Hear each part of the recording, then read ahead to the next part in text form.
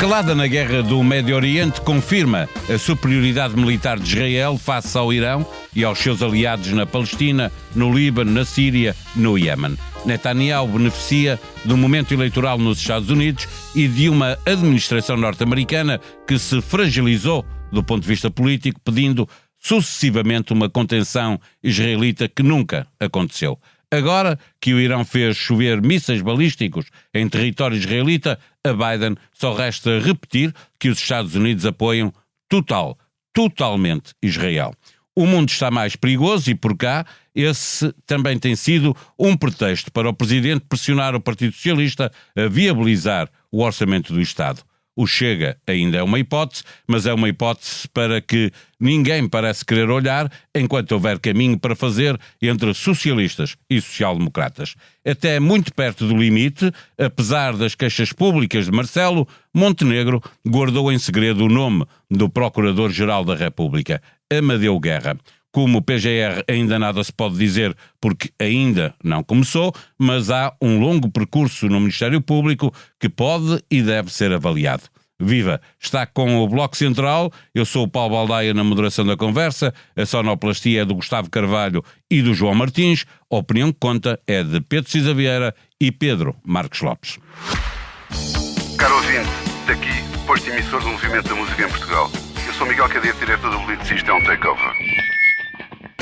É isso mesmo, o podcast Posto Emissor tomou conta deste podcast que agora estava a ouvir. E temos um convite muito sério para lhe fazer.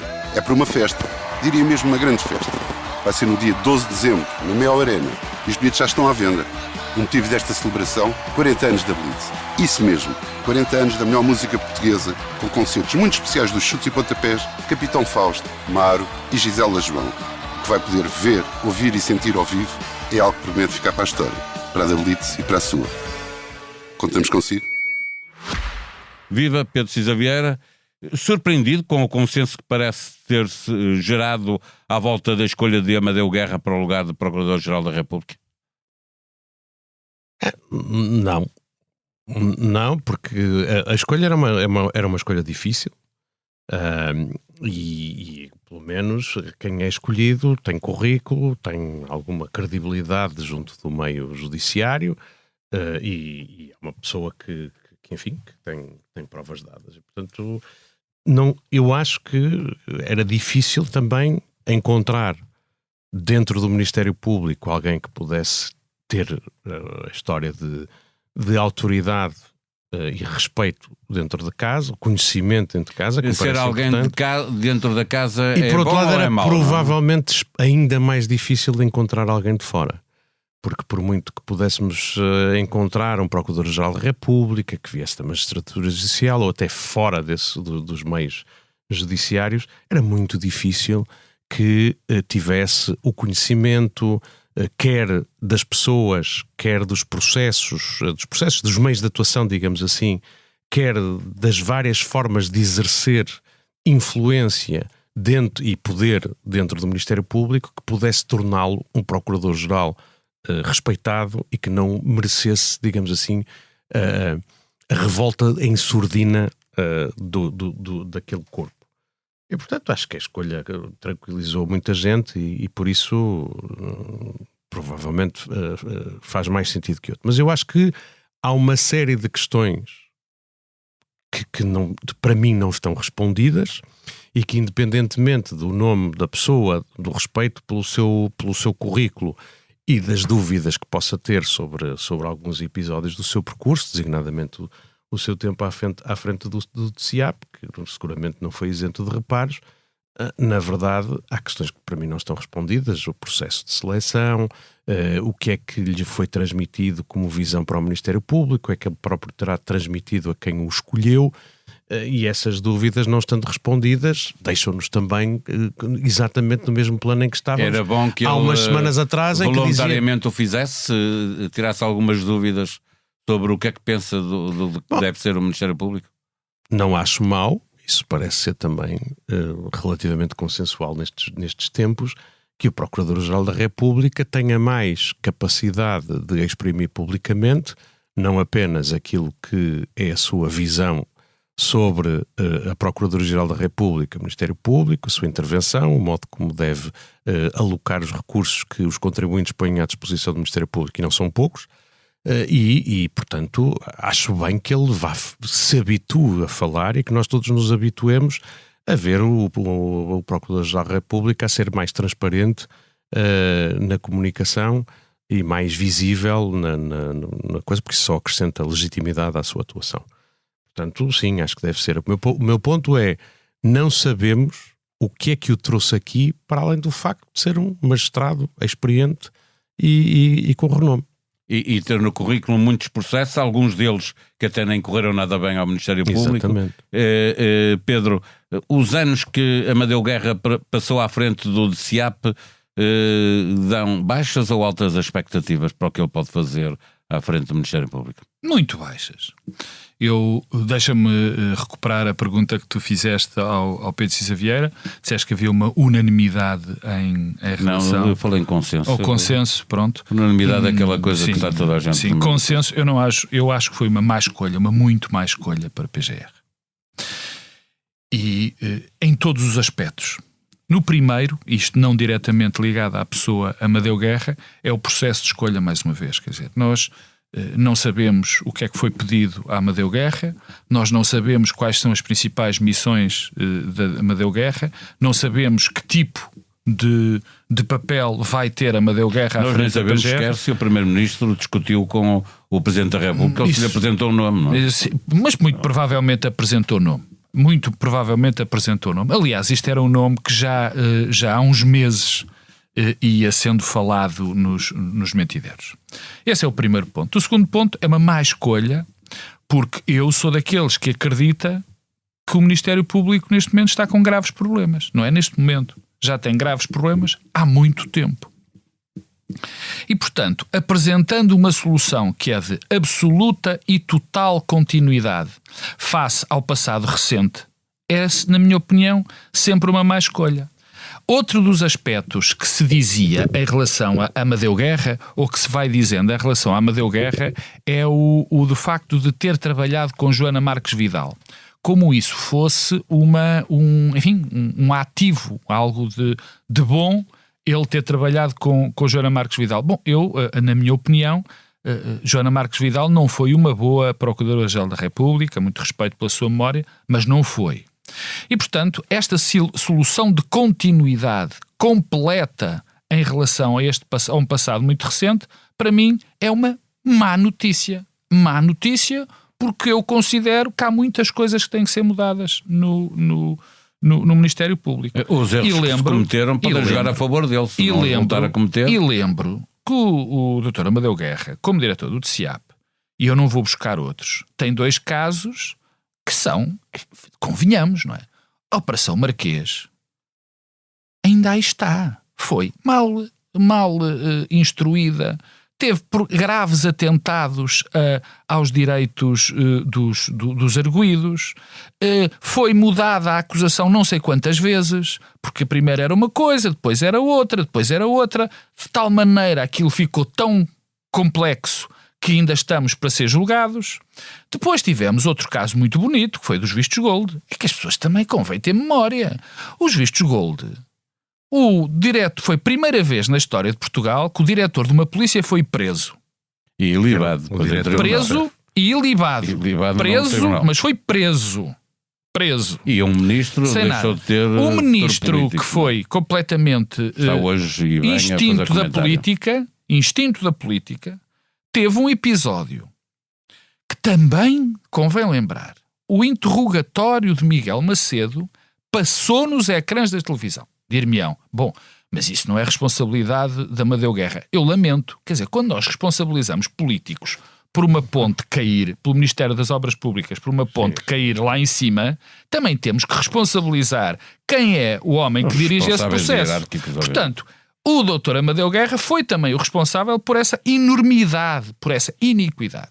Mais uma vez, retomo, porque penso que isso é importante dizer, o Dr. Montenegro, e pelos vistos, com a aprovação do professor Marcelo Rebelo de Sousa, achou que está tudo bem, que tudo o que se tem passado no Ministério Público é para se seguir. E, portanto, designaram Amadeu Guerra. Continuidade. Amadeu Guerra, na minha opinião, e agora não é Amadeu Guerra, que respondendo aqui a algo que foi dito e também aqui pelo Pedro Cisa Vieira, qual é que seria a melhor escolha?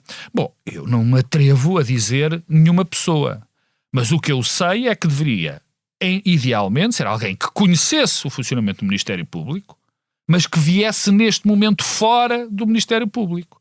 E eu conheço... neste momento está fora. E eu conheço... Sim, eu conheço várias... Sim, mas nunca fez mais nada do que ter no Ministério Público. E eu conheço várias pessoas nessa circunstância. Basta ir ao Supremo Tribunal de Justiça. O Supremo Tribunal de Justiça tem vários juízes conselheiros que fizeram carreira no Ministério Público e que também viram outro lado. Bom, e último ponto. Sabes que há sempre uma... Isto tem pouca relevância.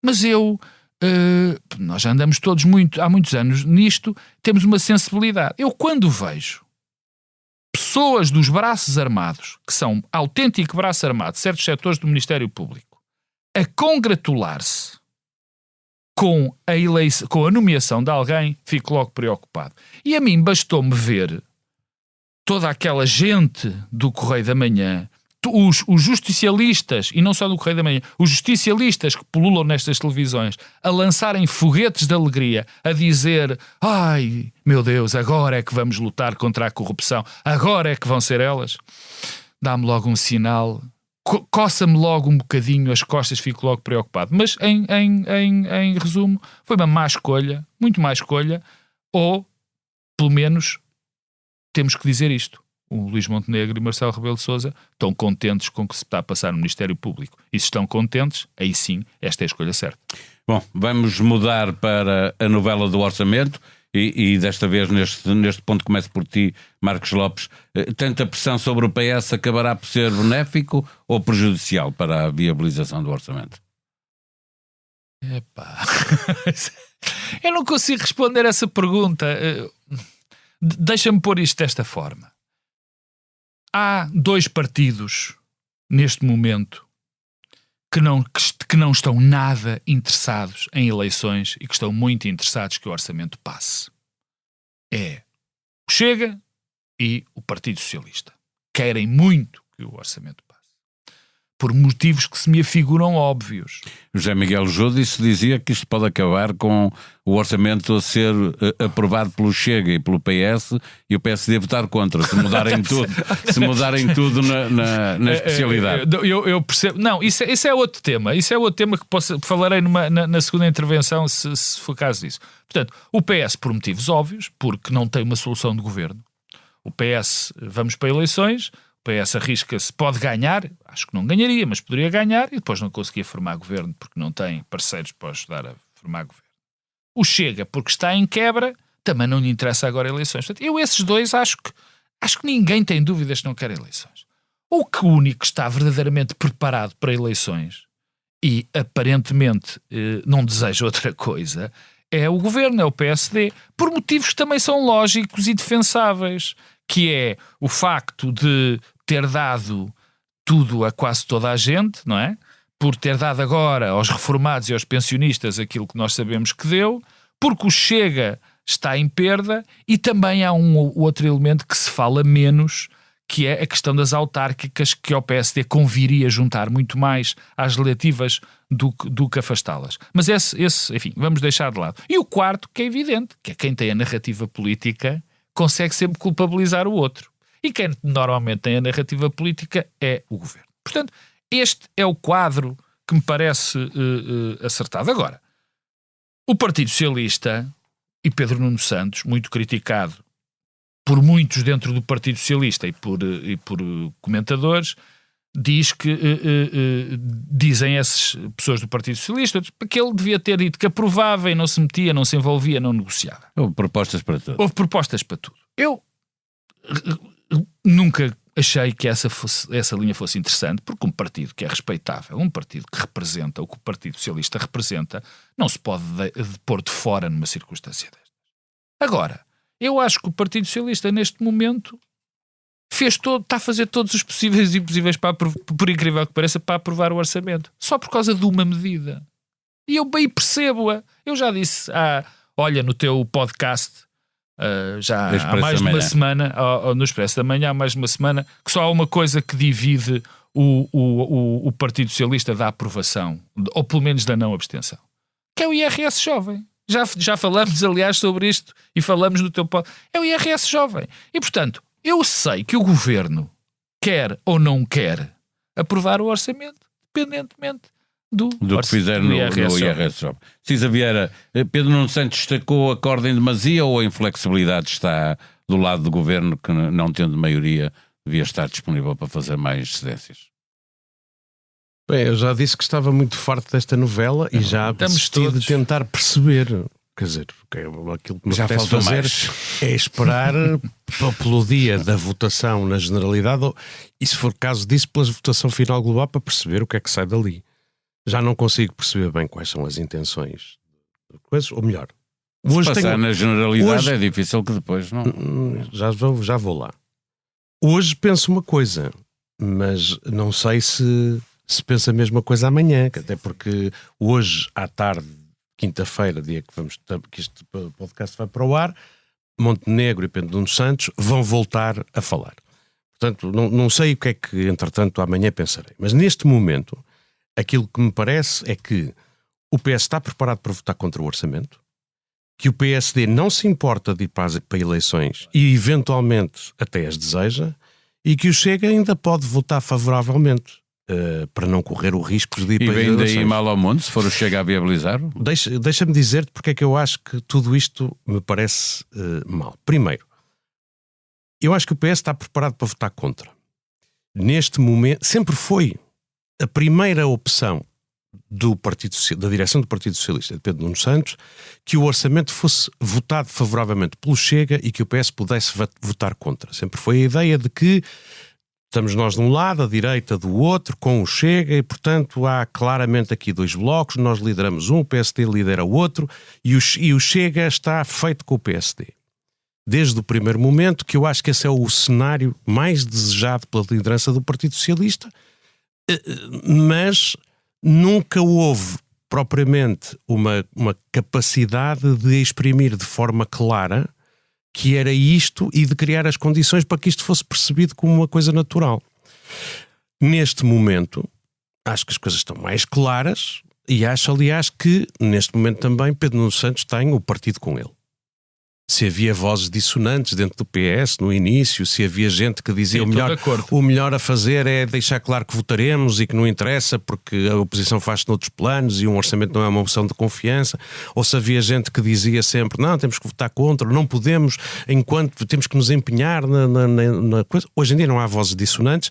E se a forma como o Governo tratou o PS ajudou a unir o PS? Exatamente, ou seja, a postura confrontacional do PSD, muito inicialmente pela voz de Hugo Soares, mas agora mais recentemente também pela voz de Montenegro e, sobretudo, algumas atitudes que foram muito mal interpretadas dentro do partido, coisas como substituição de cargos de topo da administração pública, discurso visto como humilhante, etc., faz com que os quadros e os dirigentes do Partido Socialista neste momento digam o melhor é votar contra e vamos para eleições. E eu acho que neste momento também o PSD já não acha isso mal. Tem a convicção que o cenário lhe corre de feição, que o Chega está enfraquecido, que tem feito uma série de benesses a várias corporações, as pessoas estão com mais dinheiro no bolso, a economia está muito forte, como eu sempre aliás tenho dito, e que portanto, se forem para eleições, as coisas até podem não correr mal e serem reforçados relativamente àquilo que é agora. E a terceira coisa, que é o Chega se calhar vota favoravelmente, é que provavelmente André Ventura já está a preparar o discurso para o fazer e há de avaliar o que é que as sondagens dão, não lhe apetecerá ir para eleições se tiver uma probabilidade grande de não só diminuir o seu grupo parlamentar, mas transmitir uma sensação de que está a perder força e que o cenário, digamos, o quadro parlamentar muda de maneira a deixar de lhe dar um peso significativo. Portanto, acho que se tudo está a conjugar para, se houver aprovação do orçamento, ser com o Chega. Se não, vamos para eleições. Mas deixa-me insistir na pergunta. Agora muito na moda dizer o interesse do país, isto para pegar nas palavras do Presidente da República, que acha que o interesse do país só se defende com o orçamento aprovado. Ser o Chega é algum problema? Precisamente, eu acho que há. Acho que o maior problema, se o Chega viabilizar, há um problema sério que é mais um passo na normalização do Chega. O Chega como um partido institucional, o Chega que resolve, que apoia a governação, e isso a prazo nós vamos pagá-lo caro. Por muito que o PS ache que o que é preciso é responsabilizá-los pela governação, poder-se-lhe depois dizer isto não basta dizer mal, agora também és corresponsável, eu acho que tudo o que contribua para a normalização destes partidos de direita radical tem corrido mal. Claro que Luís Montenegro pode dizer eu não negociei com o Chega, está aqui o orçamento e o Chega vota a favor e eu não fiz nenhum acordo com ele. Mas a verdade é que temos o Chega a ter um papel institucional importante no nosso país e, a meu ver, isso é mau. Se o cenário for irmos para eleições, também é mau. É mau porque, ao contrário do que o Presidente da República entra a sugerir, para o país, para a execução dos projetos que financiados... É pior ir para eleições. É pior ir para eleições, que significa que a administração pública fica parada por 9 meses a 1 ano, do que governar em duodécimos. Quando vamos para eleições, um governo entra em gestão, etc. Sim. Quando governamos em duodécimos, tudo continua com muito poucas alterações. Recordar, e não é subtileza nenhuma, obviamente, por parte do Ministro Castro Almeida, que nas jornadas parlamentares do PSD, da AD, disse que... dava a garantia de que se fôssemos para eleições antecipadas não era possível cumprir o PRR. Exatamente. E ele não diz se não houver orçamento, diz se formos para eleições antecipadas. Não tenho dúvidas. Quem tem experiência de governação sabe que é mesmo assim. Eleições significa a administração pública para duodécimos. Olha, é basicamente a mesma coisa, porque também os tetos de despesa pouco crescem neste país, se é que não encolhem. Portanto, eu acho que isso, não tenho dúvidas que isso é mau para o país. E também não tenho a certeza que isto seja bom para o Partido Socialista. Provavelmente o cenário que vai decorrer das eleições, mais provável neste momento, é um reforço do PSD. E isto é uma coisa que... E não há esta coisa de controlar a narrativa, etc. Eu tive a experiência de estar num governo onde o governo caiu e as pessoas não querem ir para eleições antecipadas. Acontece o que aconteceu no limite, não é dizer que quem é que culpabilizam e penalizam quem causou a crise e vamos lá construir uma narrativa para dizer que quem causou a crise foi o governo que foi inflexível.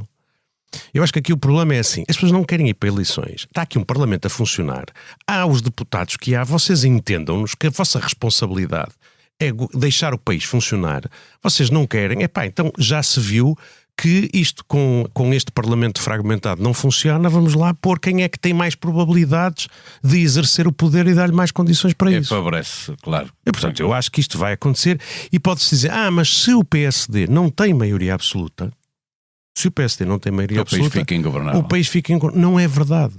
Muda muito. Seguramente fica em duodécimos. Um reforço. Não, há um reforço de grupo parlamentar muda o quadro parlamentar. Eu estive num governo que governou numa circunstância em que é que levaria o PS a aprovar um orçamento depois? Eu acho que neste momento é extremamente difícil porque o PS se deixou encurralar. Talvez devesse ter dito há mais tempo que votava contra em qualquer circunstância, talvez tivesse e não tivesse tergiversado nessa mensagem, talvez tivesse sido melhor dizer mais cedo quais eram as condições. Enfim, neste momento, pronto, Luís Montenegro pode dizer deixo cair o IRS jovem, faço aqui qualquer coisa, ou então, quer dizer, diz, olha, isto é o máximo que eu pude fazer, não pode ser, não querem, olha, está aqui a proposta de orçamento, votem-na e vamos embora. Agora, eu estive num governo em que o PS era o segundo partido, o segundo maior grupo parlamentar, e para fazer qualquer coisa precisava de estar de acordo com 2 partidos, com o Bloco de Esquerda e com o PC. Na eleição de 2019, o PS tornou-se o maior partido e bastava-lhe ter a abstenção de um dos partidos para conseguir fazer coisas. Isso aumenta o leque de opções táticas que um governo tem. E não é impossível que, mesmo sem maioria absoluta, o AD passa a poder contar apenas com a abstenção do Chega, por exemplo, para conseguir fazer passar coisas. E isso muda bastante o quadro e eu acho que enfim, não estou convencido que seja positivo. Portanto, eu acho que não há provavelmente grandes alternativas a não ser isto. O PS vai votar contra, o PSD não se importa nada, mas o Chega eventualmente ainda viabiliza e vamos lá ver o que é que sai daqui. Já agora também que não haja aquela coisa de votar e depois ir para a discussão na especialidade, porque então sai um filho disforme como o filho da senhora Duquesa de Barbante, que era filha da Satã e da senhora Duquesa. Se calhar o PS não aceita uma coisa dessas. Pedro Marcos Lopes, se cair a proposta como a conhecemos, do IRS jovem, mais próxima daquilo que existe hoje, e houver uma modulação forte do IRC, sobra espaço político para Pedro Nuno Santos votar contra o orçamento? Todo e completo, mas eu arrisco-me a dizer que... Mas tem que recuar, com pouca modulação do IRC, o Pedro Nuno Santos deixa passar o orçamento. Basta o IRS jovem cair. E faz sentido que Pedro Nuno Santos tenha posto uma linha vermelha, já o disse e volto a dizer. Ele pôs duas. Ele pôs duas. Jovem, no IRS jovem. Mas eu achava que ele não devia ter feito isso. Eu dizia que sim. Não. Tu dizias que ele devia aprovar logo, dizer que não aprovava ou que aprovava. Não, senhor. O que eu disse logo em julho é que ele devia deixar clara quais eram as condições para viabilizar o orçamento. Sim, tens razão. Título do episódio. Sim, tens razão. E ele agora diz isso. Finalmente. Pronto. E é o IRS jovem. E acho muito bem que eu faço. Mas ele pôs duas linhas vermelhas. Não. Mas, mas é que no comentariado nacional cada um lê de uma maneira aquilo que o Pedro Nuno Santos disse. A minha convicção é de que o IRS jovem chegará para ele aprovar o orçamento. Porque convém... Chegará ou deve chegar? Chegará no sentido, acreditas que isso vai acontecer ou achas que devia acontecer? Eu acho, a minha opinião é que Luís Montenegro não vai prescindir do IRS jovem e que isso vai obrigar... significa eleições. E isso vai obrigar... Ou isso vai obrigar o PS a votar contra. E nessas circunstâncias eu estou convencido que o Chega viabilizará o orçamento. Mas há 2 pontos que o Pedro falou que eu quero sublinhar de uma maneira rápida. Primeiro, as eleições. As pessoas não querem de facto eleições. E eu tenho algum receio de que o facto de não quererem dar eleições, receio não. Mas quando é que quiseram? Tirando a seguir ao 25 de Abril? Não, mas não é bem assim. Essa tese não é bem assim. As pessoas sabem que têm eleições X tempo. Agora, tu não podes há muitos anos mais de metade não vai votar. Mas tu não podes sistematicamente... Não é bem verdade. Isso também não é verdade. Se terem em 3 anos 3 eleições... Claro, quer dizer, 3 anos, 3 eleições é um exagero. Portanto, essa história de que as pessoas nunca querem eleições, isso, na minha opinião, é uma treta. Agora estão cansadas, porque já são eleições demais. Bom, mas eu não estou certo. Tem Açores e Madeira. Sim, eu não estou certo que este efeito seja tão direto como eu muitas vezes penso e até verbalizo que vai ser. Ou seja, o Chega perder bastante e o PSD sair bastante reforçado. Porque eu estou de acordo com o Pedro Cisa Vieira há muito tempo. Acho que isso é como se costuma dizer, um no-brainer. Quer dizer, é completamente diferente ter 2 deputados a mais ou ter 20 deputados a mais.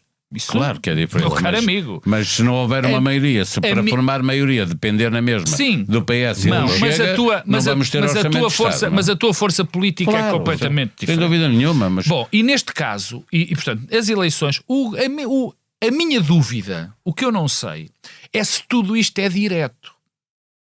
Qual é a percepção de facto das pessoas? Porque podem regressar à abstenção, é isso? Não, ora bem. Exato, mas isso só favorece quem consegue. Não só podem regressar à abstenção, como insistir no voto de protesto.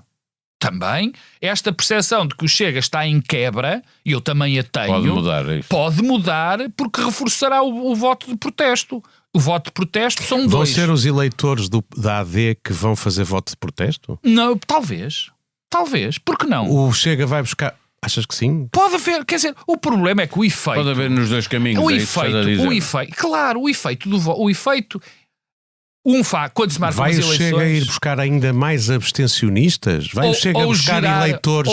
Vai o Chega a buscar eleitores à esquerda? Ou o Partido Socialista perder votos para o Bloco de Esquerda e para o PCP? Achas que isso é... Não, Pedro, o que eu sei... Mas isso só reforça o peso relativo do Haddad. Não, o que eu sei... Claro, o que eu sei é que há um meteorito.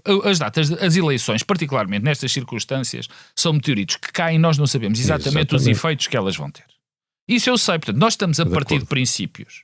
E eu estou convencido que não tem nada disso. E eu estou convencido que Montenegro também está a partir desse princípio, está a ser demasiado racional naquela análise. E eu acho que há aqui um choque escolástico que normalmente dá nestes processos que nós estamos a desprezar. O segundo ponto é a questão do Chega.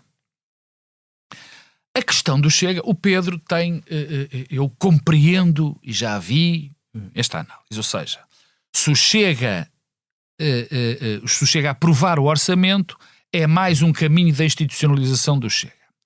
A minha questão em relação a isso, dando isso mais ou menos de barato, digo, o Chega, estes tipos de partidos, têm sempre uma dinâmica que faz com que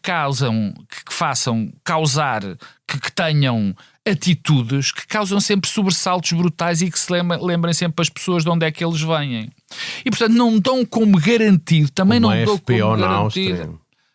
Que já chegou à governação mas não várias vezes não e que dou agora como garantido. Já teve o seu líder preso e o partido desacreditado por receber dinheiro dos russos e está agora a ganhar. Pedro, mas eu não dou como garantido também, neste caso, que uma aprovação do Chega faça com que as pessoas olhem para o Chega agora sempre como uma possibilidade institucional. Tenho muitas dúvidas disso. Isso é a minha primeira reação, dizia sim, isso institucionaliza. Não sei se isso é verdade.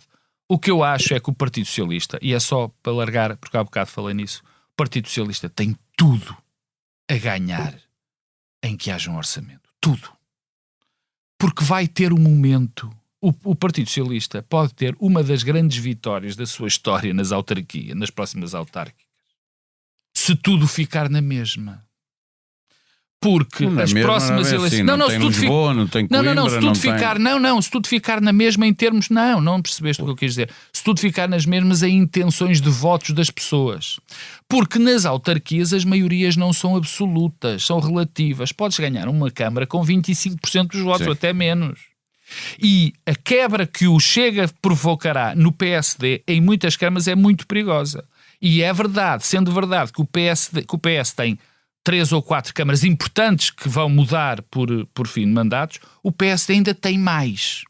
E, portanto, eu também acho que o Pedro Nuno Santos devia pensar nisso. Aliás, eu sei que não faltam autarcas a falar com o Pedro Nuno Santos a dizer que ele é doido em querer eleições e que tem que aprovar eleições. Sim, mas isso, então, obviamente querem ter o orçamento recheado para o ano das eleições. Mas isso também existe no PSD e nós estamos a discutir a possibilidade do próprio PSD. Mas é que o PSD tem uma coisa, não convinha-lhe, porque o PSD tem mais capacidade, tem mais riscos nas próximas eleições autárquicas do Partido Socialista. Deixem-me fazer-vos uma pergunta, se partirmos do princípio que Luís Montenegro não aceita ficar a governar em duodécimos e, portanto, isso obriga o Presidente da República, vamos ver depois quando as coisas acontecerem, não é? Obriga o Presidente da República a convocar eleições antecipadas.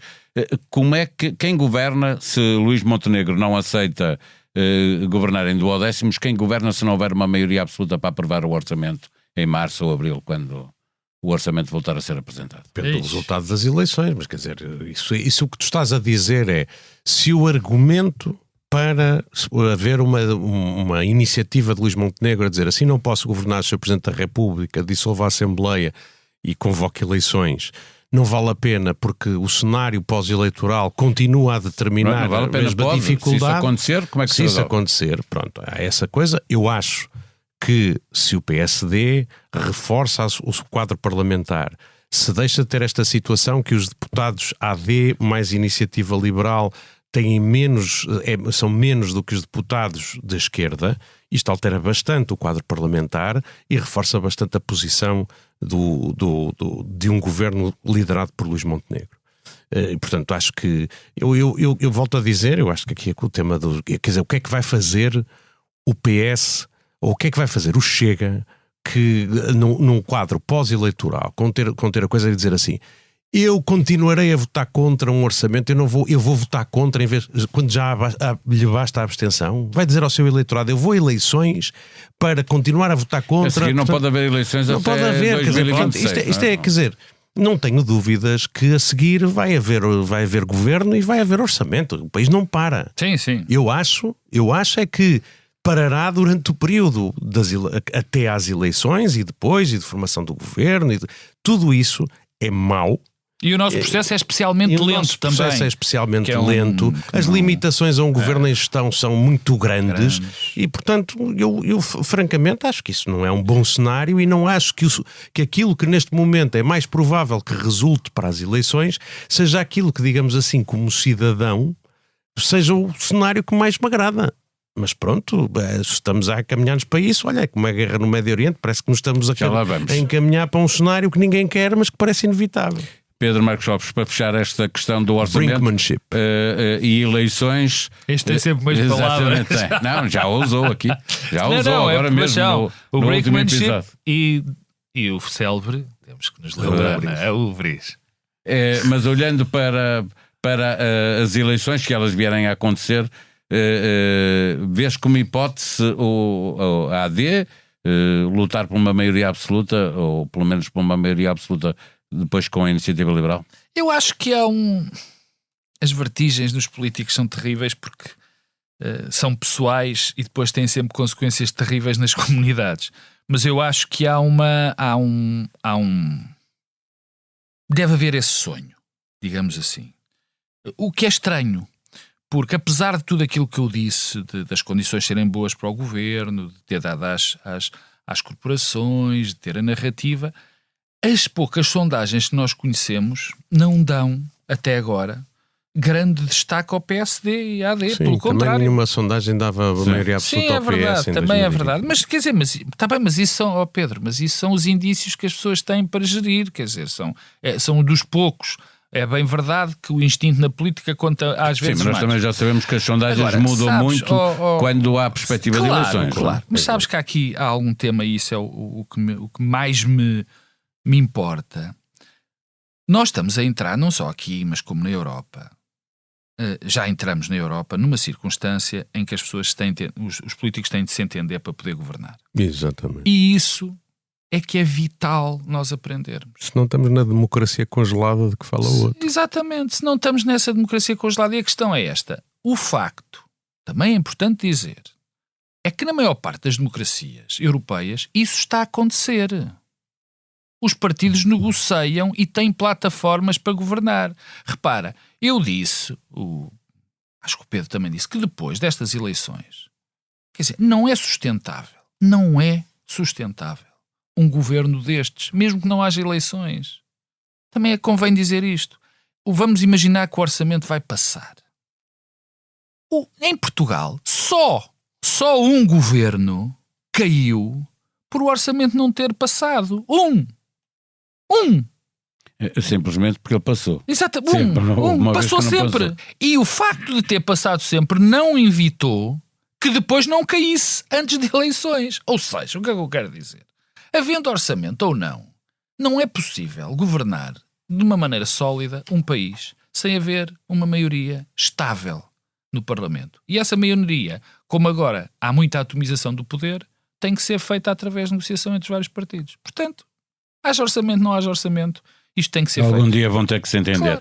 Onde não se entendem mesmo, e tu estavas a referir isso, Pedro Cisa Vieira, no Médio Oriente, a escalada na guerra acabará por levar a guerra mesmo a toda a região? Não sei, acho que ninguém sabe, mas há uma coisa que é evidente, é que a guerra alargou, e isso é uma grande derrota para a América, e particularmente para o presidente Biden, que assumiu politicamente, quando em outubro do ano passado, a seguir ao massacre do Hamas, assumiu publicamente que exigia contenção a Israel, que tinha por prioridade evitar a abertura de uma frente no Líbano, que não queria que houvesse envolvimento com o Irão, e tudo isso está a acontecer neste momento. Ainda a semana passada, juntamente com a França, pediu a Israel para ter cuidado com o Líbano, não é? E pediu um cessar-fogo de 21 dias. Não aconteceu. Não há como contornar isto. Israel não se importa de desautorizar publicamente o seu mais fiel aliado. Se calhar é só Biden, com Trump a coisa muda, e não é? O que eu estou a dizer, também ajuda Trump. Certo, mas quer dizer, o meu ponto é, o cálculo político do Netanyahu é este. Eu faço o que fizer, os Estados Unidos e os outros aliados não me vão deixar cair. E não tem margem, o Biden não pode deixar cair as semanas das eleições porque perde o eleitorado judaico e todo aquele segmento que é muito importante para o Partido Democrático, portanto vamos em frente. E o acelerar da guerra convém-lhe, porque onde ele tinha a sua imagem muito fragilizada e a imagem até das forças de segurança e dos serviços de informações de Israel, depois da coisa, o impasse na situação em Gaza, recuperaram aí, não é? Porque conseguiram algumas boas vitórias. Recuperam, quer dizer, e ele próprio, quer dizer, onde tinha um país contra ele, os israelitas, apesar de tudo, não acho que estejam entusiasmados, mas não veem mal em ver uma ameaça direta ao Estado de Israel e à segurança dos israelitas, como é o Hezbollah, decapitado da forma como foi, e as Forças Armadas a mostrarem que conseguem impor respeito na região. Portanto, isto convém. E isto, dir-se-á que o Irão ontem bombardeou, ou anteontem, bombardeou Israel. Isso poder-se-á dizer, já aconteceu em abril, e o Irão não passou daí, Israel tudo bem programado, não é? E que agora se calhar isto pode-se repetir, mas eu acho que não, porque mudaram várias coisas. Israel conseguiu, quer dizer, o Irão tinha esta estratégia de contenção dos restrições dos seus inimigos, dizendo, eu tenho aqui estes meus delegados, o Hezbollah, o Hamas, os Houthis, e estes, se vocês me atacam, estes tipos dão cabo da vossa coisa. E Israel não só diminuiu francamente a percepção de que dali vem uma ameaça, como, quer dizer, os próprios aliados do Irão pensam, mas estes tipos não reagem, onde é que isto me deixa? E, portanto, é muito tentador para Israel aproveitar este momento estratégico e este pretexto para atacar, para tentar fragilizar as capacidades ofensivas do Irão e a sua capacidade de desenvolvimento nuclear. E eu até acho que, se calhar, os Estados Unidos não se importam disso, e até os próprios outros países árabes da região, sunitas, que têm, digamos no fim, assim, tensões... No próprio Líbano... Ninguém se importa, quer dizer, ninguém chorou no Líbano a morte de Nasrallah. Os sauditas não se importam nada os sunitas e os cristãos do Líbano, os sauditas, os Emirados Árabes Unidos não se importam nada, não estão propriamente... Não se importam que Israel vá fazendo a coisa feia. E, portanto, eu acho que isto muda e de alguma maneira até pode mudar o equilíbrio na região, não é? Quer dizer, o enfraquecimento do Irão... ainda está por provar também, não é? É o que eu estou a dizer. Tem um armamento é muito tentador, mas é muito arriscado. É muito arriscado, porque eles podem avançar mesmo para a opção nuclear, que neste momento está fora de... Eles têm uma fatuá do líder supremo dizendo não vamos desenvolver armas nucleares. Eles podem ser tentados a isso e pode haver proliferação nuclear na zona, pode haver, sobretudo, imensa instabilidade, milhões de refugiados, dezenas de milhares de mortes, muito sofrimento naquela região. Portanto, isto é um jogo extremamente arriscado. A recompensa é grande, mas nunca ninguém se tinha atrevido a dar o primeiro passo. Só alguém que não tem nada a perder. Pelo contrário, tem que arrastar a sua permanência no poder, como é o Netanyahu, é que deu este primeiro passo que, pronto, pode a recompensa ser grande, mas o risco e o custo efetivo imediato é tão grande para tanta gente. Seguramente os israelitas não estão mais seguros agora do que estavam há 6 meses ou há 1 ano. Netanyahu está a jogar com o fator eleitoral dos Estados Unidos para esticar a corda, sabendo que a administração Biden não lhe pode tirar o tapete? Está, mas está mais do que isso, também está a jogar com as suas próprias eleições, não é? Eu acho que Há adiar eleições, porque enquanto houver isto não há eleições nenhumas lá. Claro, mas e ela vai adiando as eleições até que pareça que está numa situação tão forte que inverteu aquele... A verdade é que a oposição também não se consegue unir, apresentar uma alternativa. E numa fase destas é quase impossível unir oposições. Bom, obviamente que o Benjamin Netanyahu aproveitou a fraqueza dos Estados Unidos e há algo mais chocante neste processo, que é os Estados Unidos estarem completamente reféns de um tipo que é basicamente uma espécie de um louco, quer dizer, os Estados Unidos, ele não houve ninguém. Nós temos pela primeira vez, pelo menos a esta extensão, um líder israelita que está-se borrifando neste momento para o que dizem os Estados Unidos. Faz o que quer e o que lhe apetece. E isto é terrível. Isso muda para melhor ou para pior, no caso dele, a partir de 5 de novembro. Porque sim, mas muda sempre. Não, mas a situação no mundo... Se ganhar o Trump, ele fará ainda mais. Está bem, não sei. Se ganhar não interessa, ele está a aproveitar essa instabilidade para que o seu poder seja não controlável pelos Estados Unidos.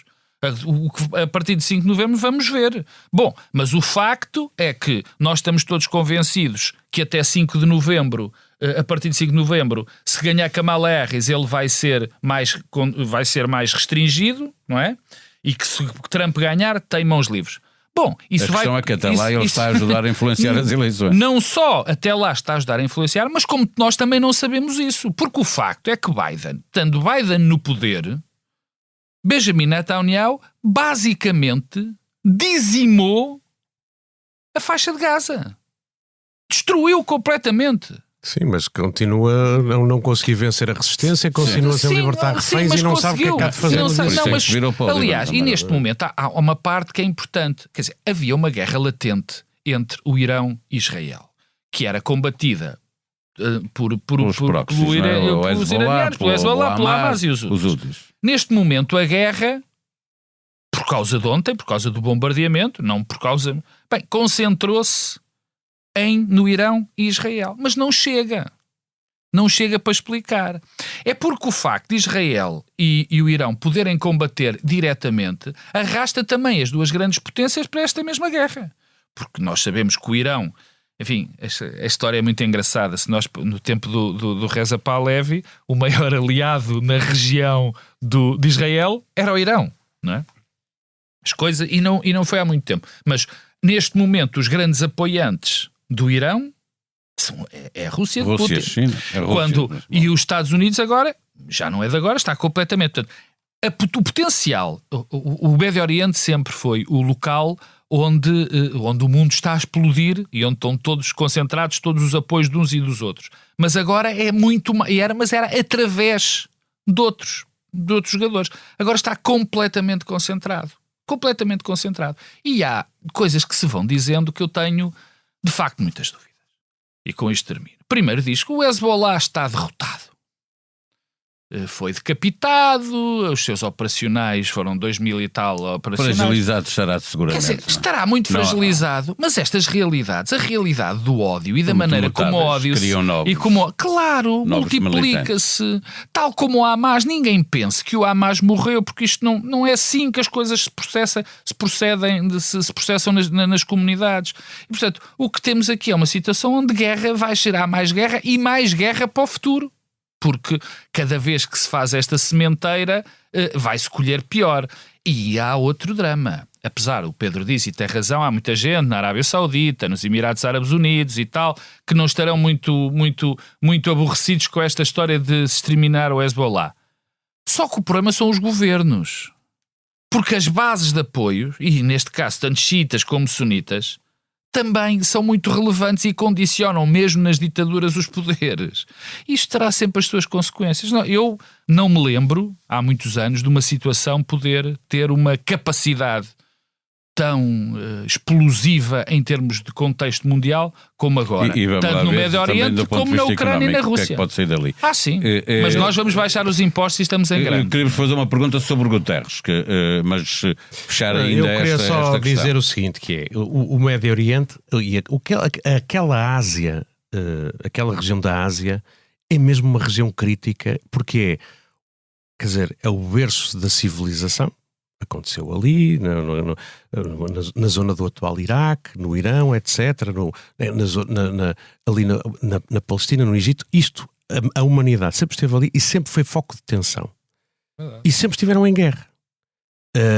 Tiveram muitos momentos de paz e de prosperidade e de comércio e de convivência. Eram para ali que passavam as rotas da seda, mas também sempre tiveram a tragédia de terem demasiados povos, demasiados interesses, sempre foram invadidos, etc. Algumas coisas que nós sabemos, provavelmente a realidade e a nação mais forte, com mais identidade e mais protegida até pela geografia é o Irão. O Irão sempre se manteve ao longo de milénios uma realidade e uma potência regional muito forte. Vai ser extremamente difícil pensar que se derrota o Irão. Sim. Se não se conseguiu derrotar o Iraque nem o Afeganistão, mais dificilmente se derrota o Irão. E, portanto, é preciso contar com isso. Quer dizer, não é... Mas pode-se temporariamente mudar o equilíbrio regional e a maneira como as ameaças existem durante algumas décadas. O Irão nunca foi muito estável. Quer dizer, durante a Segunda Guerra Mundial estiveram lá russos e americanos que na altura eram aliados, depois os russos tentaram, depois os americanos derrubaram Mossadegh e meteram lá o Shah, e depois vieram outros. É mesmo explosivo. Portanto, há essa... E multidimensional. As pessoas acham que o Irão é um bloco. Não é. E o regime está frágil nesta altura. Mas em qualquer caso, não é uma coisa que se diga vamos derrotá-los e tomamos conta daquilo e aquilo fica... Eles nunca vão voltar a... Não é assim. Não, derrotar o Irão não é seguramente a segunda coisa que eu queria dizer é o seguinte. Acontece agora. Apesar de claramente Joe Biden e a sua liderança de topo ter feito esta ideia de que os Estados Unidos não devem estar envolvidos em guerras diretas, etc, etc. O nosso foco de segurança é a China, vamos apoiar a Europa para conter, mas não queremos perturbações no Médio Oriente. Na verdade, o establishment de política externa americana continua a achar que atacar o Irão e pôr Israel a atacar o Irão não é uma má opção. E veremos se não se envolvem até e não estou, os e não estou nada, estás a falar dos republicanos, e não estou nada convencido. E não estou nada. Apesar de Trump ter esta coisa de isolacionismo, etc., não estou convencido que ele não faça uma barganha com Putin se ganhar as eleições, a dizer... Pá, ficas com o que tens da Ucrânia, e não apoias o Irão, que a gente vai dar cabo daquilo. Nós vamos voltar ao tema para a semana, obrigatoriamente. Não temos ainda bem que não és o não presidente. Temos como não. Mas eu queria vos perguntar, em resposta muito rápida por gestão de tempo, o secretário-geral da ONU, António Guterres, foi considerado persona não grata por Israel, impedido de entrar no país. Pedro Marcos Lopes, o governo de Netanyahu passa em definitivo a ter na ONU também um adversário. Ou já lá está. Diz tudo sobre Netanyahu e também diz tudo sobre António Guterres. Ou seja, António Guterres tem sido neste processo António Guterres, um senhor, uma pessoa muito preocupada com os valores civilizacionais, com os direitos humanos. Eu cresci a ser entre aspas, um sionista, com uma admiração brutal por Israel, por o que eles fizeram, e isto é uma nota muito pessoal mesmo, e isto perturba-me brutalmente olhar para o que Israel está a fazer ao mundo, não só na sua área, aos próprios judeus, aos palestinianos, e olhar e eu não conseguir perdoar o que seja, se calhar relativizar, não consigo, porque o que se tem passado é demasiado mau ao longo dos anos. E, portanto, António Guterres teve muito bem, e Benjamin Netanyahu é basicamente um tipo que nunca devia ter sido primeiro-ministro de Israel, para não dizer pior. Pedro Cisa Vieira. Bom, quer dizer, primeiro, Israel está desde 1967 a desobedecer as resoluções do Conselho de Segurança das Nações Unidas, da Assembleia Geral, etc. E só não está a desobedecer a mais porque muitas delas são vetadas no Conselho de Segurança pelos Estados Unidos ou por outros aliados. Portanto, quer dizer, não se impressionam grandemente. Mas nunca tinha impedido um secretário-geral da ONU de entrar também no país. Nunca tinha chegado a este limite. Também nunca tinha chegado a este limite. E é esse o meu ponto. Quer dizer, eu acho também que António Guterres, se calhar toma estas posições... Vou dizer isto. É quase... Estas declarações do secretário-geral e a maneira como as reações são, também mostra muito como o sistema internacional e as Nações Unidas que foram concebidas a seguir à Segunda Guerra Mundial já não funcionam. Já não têm credibilidade. O Conselho de Segurança não consegue, por isso, simplesmente tomar nenhuma decisão em nenhuma matéria crítica. Está totalmente bloqueado isto e, infelizmente, é muito mau para o mundo. Cá estamos, acabadinhos de chegar à parte final deste episódio. Momento para o Bloco Central de Interesses. Tempo para as sugestões dos comentadores residentes. Sugestões para ler, ver, ouvir livros, filmes, teatro e, no fim, a música que vale a pena conhecer ou tão só revisitar. Pedro Cisa Vieira, a sugestão para esta semana? Bom, a sugestão é, eu vou ao teatro 2 vezes esta semana, uma em Lisboa e outra no Porto, e basicamente vou ver no Teatro da Trindade uma peça de 1995 de um dramaturgo inglês chamado David Hare, que escreveu, ganhou, para terem ideias, esta peça ganhou Tony na Broadway quando foi estreada, ganhou o Oliver Award também em Londres, foi reposta várias vezes, foi representada por grandes atores. O próprio dramaturgo tem peças de grande sucesso e é um argumentista premiado com Oscars de filmes que conhecemos bem. E esta peça é uma peça sobretudo para 2 atores, chama-se Telhados de Vidro, Skylight no original, todas as críticas que vemos das várias produções que foram acentuam como isto é exigente nos atores e vive sobretudo dos atores. Aqui vai ser representada, ou está a ser representada, pelo Diogo Infante e pela Benedita Pereira. Estou com muito interesse e muito entusiasmo para ver o que é que eles fazem em palco, mas estou confiante que pode ser bom. Depois vou ao Teatro Nacional de São João ver a reposição de uma produção do Teatro Nacional com a encenação do Nuno Cardoso, das Bruxas de Salem, que é um clássico moderno do Arthur Miller, foi escrito nos anos 50. A história das Bruxas de Salem é conhecida, sobretudo é conhecida através do cinema, pelas adaptações da peça que foram feitas. É uma história real, no final do século XVII, umas raparigas em Salem, no Massachusetts, começam a acusar uma série de pessoas, mulheres, de serem bruxas e de se dedicarem à bruxaria, e há uma espécie de histeria coletiva em que, sendo aquelas notícias completamente inventadas por aquelas raparigas para elas próprias se defenderem de possíveis acusações, toda a cidade se acaba por motivar, são levantados falsos testemunhos, há imensa apontar o dedo, há ostracização de pessoas, e o Arthur Miller pegou nesta história e transformou numa peça de teatro escrita nos anos 50, tempos de macartismo, de perseguições, de obscurantismo, de acusações a setores da sociedade americana, e, infelizmente, esta peça torna-se hoje outra vez muito atual neste fim do primeiro quartel do século XXI, e, portanto, quero ver como é que ela funciona e como é que ainda hoje reagimos a este texto. Vamos ao teatro no Porto e em Lisboa. E que música vamos ouvir para fechar, Pedro Marcos Lopes? Olha, há um compositor, um autor que todos nós gostamos muito, que lançou há pouco tempo, há relativamente pouco tempo, não foi ontem, mas foi há pouco tempo, o último álbum, que é o Nick Cave, que lançou um álbum que é estranho estranho não, é diferente sobre os últimos. Os últimos álbuns eram muito pesados, muito contristados, muito tristes, mais do que contristados, até por uma tragédia que aconteceu na vida do Nick Cave. E este álbum é assim um álbum radioso, otimista, e como acho que nunca precisamos tanto de otimismo e de alguma boa disposição, sabe que o mundo só nos traz neste momento desgostos, fica o Song of the Lake, que é a entrada para esse maravilhoso novo álbum do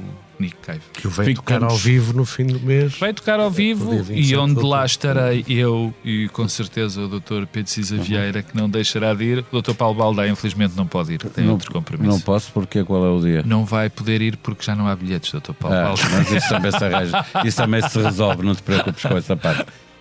O Gustavo também. Com música de Nick Cave e com a esperança de que a escalada na guerra do Médio Oriente dê lugar a um caminho para a paz. Quando voltarmos na próxima quinta-feira, é também o dia em que o Governo entrega o Orçamento de Estado na Assembleia da República, já saberemos se o PS tem ou não disponibilidade para viabilizar o orçamento, tanto mais que esta quinta-feira, dia em que este episódio é disponibilizado, Luís Montenegro e Pedro Nuno Santos voltam a encontrar-se para discutir o que o Governo diz ser uma proposta irrecusável. Tenha uma boa semana.